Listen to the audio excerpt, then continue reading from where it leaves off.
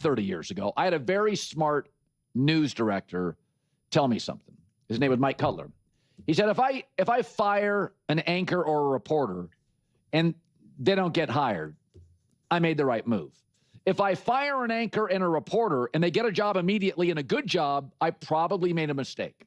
Kevin Stefanski would get a job and a good job very quickly. Folks, we are just 2 years removed. If you think about firing Kevin Stefanski, 2 years removed. I don't even think it's officially 2 years from the Browns being 11-6, and their quarterbacks were Deshaun Watson, Joe Flacco, P.J. Walker, Jeff Driscoll, and DTR.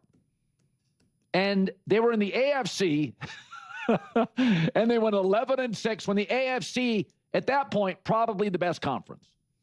So Cleveland firing Stefanski would be a very Cleveland thing where they can't even identify in the building who's good. So, I mean, just think about this. Think about what Stefanski and Andrew Berry have to overcome. This morning, Deshaun Watson is a bigger cap hit this year than Jordan Love or Patrick Mahomes. Now think about that. You wake up in the morning. That's why what Sean Payton's done in Denver with Russell Wilson's cap hit is remarkable. And the owner, Jimmy Haslam, and he deserves credit for acknowledging it, but he's the one that made that move, the Deshaun Watson move. So if Mike Tomlin exits Pittsburgh, many are suggesting he should, and there are discussions now, it's possible, one of the top candidates for the Steelers' job, I would think would have to be Kevin Stefanski. He knows the division. So the market tells you when you make a mistake. Remember when the Tennessee Titans fired Mike Vrabel? The market told you the Jets wanted him, the Patriots wanted him, everybody wanted Mike Vrabel. Cowboy fans wanted him. The market told you Tennessee made a mistake. And I'm just telling you, if Stefanski's on the market, he's going to get a job, and it may be really close to Cleveland. It could be in division. Zach Taylor's only got 1 year left. They're not giving Joe Burrow a stiff, right? Joe Burrow's not happy with the Bengals now. They're going to hire somebody who knows the division, offensive guy. So here's Stefanski this week on Shedeur coming off a loss. He wants to continue to get better and better, and that's the right attitude to have, and that's why we'll continue to work. There are things that he wants back that we're coaching up right now that he can improve upon, but bottom line is we have to continue to put our players in position to succeed. So just looking forward to that constant improvement with Shedeur and for all of our young players. Just go back a couple years ago, 11-6. AFC, Buffalo was better than now. Kansas City was better than now. The Bengals were arguably better then than now. I mean, go back a couple years ago. AFC was stacked, 11-6. Yeah. Well, it is funny because there's a mega campaign from Shedeur Sanders fans against Kevin Stefanski, which I'm not getting involved in because I just do not care enough. I'll just say it. I'll just put it as clearly as possible. I just do not care to get involved in nonsense tabloid sports conversations. I like to have real conversations about real topics and things that actually matter. So I'm not getting involved in any of that nonsense. But I think the Cleveland Browns right now, I mean, like going up against the Tennessee Titans are such a mess. They don't have this foundation like the Browns have of like, we got our defense, and we absolutely positively have, even if you think Kevin Stefanski isn't this great coach, he's still a competent coach. He knows what he's doing. You can't necessarily say that about the Tennessee Titans right now. And that's why the Cleveland Browns are favored, right? They're favored in this game, and they're at home. And so this game is going to be charged up too, because it's such a layup for Shedeur Sanders right now. Such snorts a layup. And so, going up against Cam Ward, this is going to be so hyped up, and Shedeur and the Browns should play and look significantly better than whatever the Tennessee Titans got going for them. And they'll be like, see, this is why Shedeur should have been #1 overall. You all thought Cam Ward was better, and then we'll just go in all those circles. So, and again, just conversations that I'm not necessarily looking to have because it's just a bunch of farts in the wind, man. It's just a bunch of nonsense. but this game is on a silver platter for Snorts. Shedeur Sanders at this point, right? You're talking about going up against a terrible team. I mean, the Broncos-Titans, that first game, that was one of the ugliest, most bizarre games I've ever seen. That was like a typical week 1 game. 33-9, 41-20, 26-0. This was also a bizarre game. The Titans-Cardinals.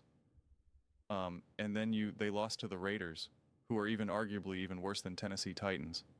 Like, who knows what's going on with them? The Patriots 31-13, the Colts 38-4. The Chargers game got, it was not really as close as it necessarily seemed with that score. And then again, Texans, Titans, that was probably Davis Mills as well, but 16-13, they don't have an offense either. The Houston Texans, the Seahawks, they destroyed the Titans. That score was definitely, it was a 2-score game the whole entire game.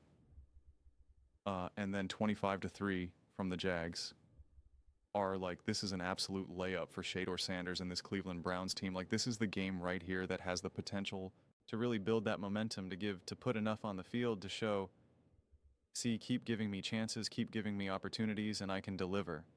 Now, you lose this game, you look bad, you get outplayed by like a Cam Ward, you're like, oh my goodness, how did you just lose against the Tennessee Titans? And you can come up with all the, whoa, Cam Ward has been playing all season long in this.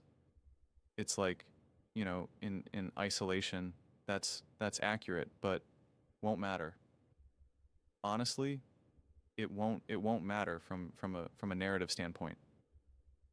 So this game is weird. Weirdly enough, should be a fun watch, considering it's 2 teams that are literally by definition going absolutely positively nowhere. 2 teams that seemingly feel like they are just all over the place. Again, the Tennessee Titans are in complete disarray right now.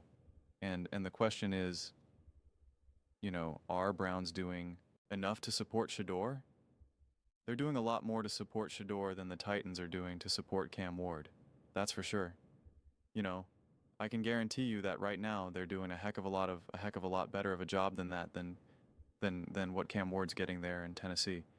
So this is going to be an interesting game. This is, like I said, this should be an absolute layup for Shedeur, where he can have some really nice moments, have some success, have some little highlight reel moments.